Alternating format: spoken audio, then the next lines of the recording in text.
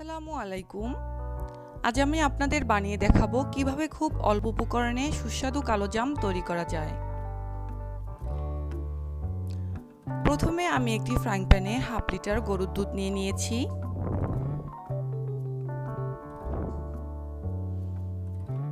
দুধটা হালকা গরম হয়ে আসলে এর মধ্যে নিয়ে নিয়েছি 1 কাপ ফুল ক্রিম গুঁড়া দুধ।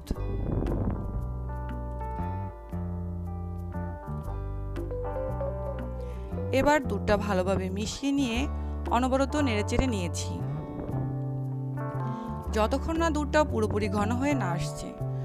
দুধটাকে অবশ্যই অনবরত নেড়েচেড়ে ঘন করে নিতে হবে যেন দুধে কোনো লাম্পস না জমে। এমনভাবে দুধটা ঘন করে নিতে হবে যেন একটা মিশ্রণে পরিণত হয়। এ পর্যায়ে মিশ্রণটি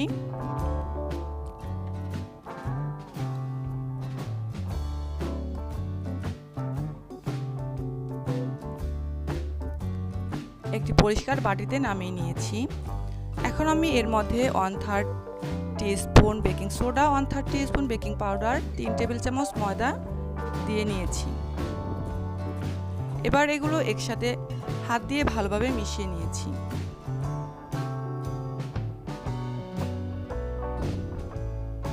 এবার 1 টিস্পুন ঘি দিয়ে ভালোভাবে মিশিয়ে একটি ডো বানিয়ে নিয়েছি।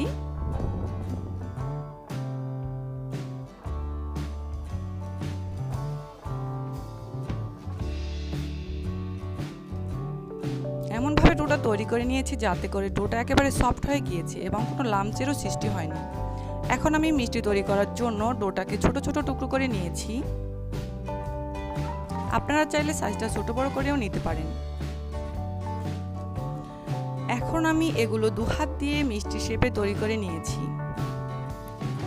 খেয়াল রাখতে হবে যেন মিষ্টির গায়ে কোনো ফাটল না থাকে। যদি কোনো ফাটল থাকে তাহলে মিষ্টিগুলো ভাজার সময় ভেঙে যাওয়ার সম্ভাবনা থাকে। এভাবে আমি সবগুলো মিষ্টি তৈরি করে নিয়েছি। এবার মিষ্টিগুলো ভাজার পালা। এখন একটি ফ্রাইং প্যানে কিছু তেল দিয়ে হালকা গরম করে নিয়েছি। এখন আমি তেলের মধ্যে মিষ্টিগুলো একে একে দিয়ে দিয়েছি। এরপরে একটু নেড়েচেড়ে দিয়েছি।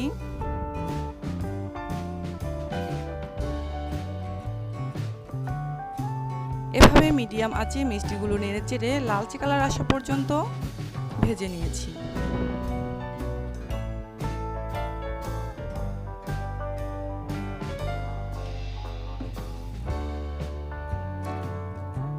পুরোপুরি লালচে কালার চলে আসলে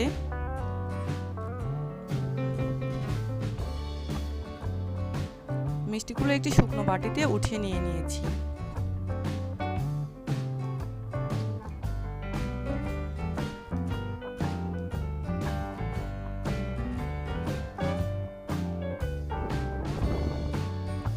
এখন আমি একটি প্যানে শিরা বানিয়ে নেওয়ার জন্য 1 কাপ চিনি,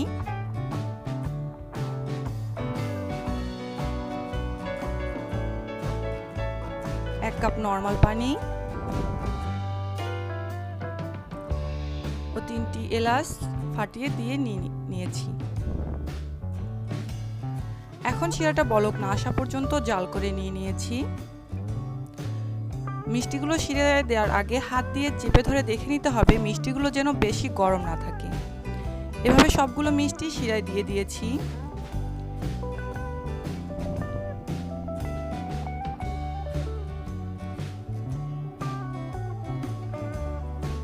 এবারে একটু নেড়েচেড়ে নিতে হবে।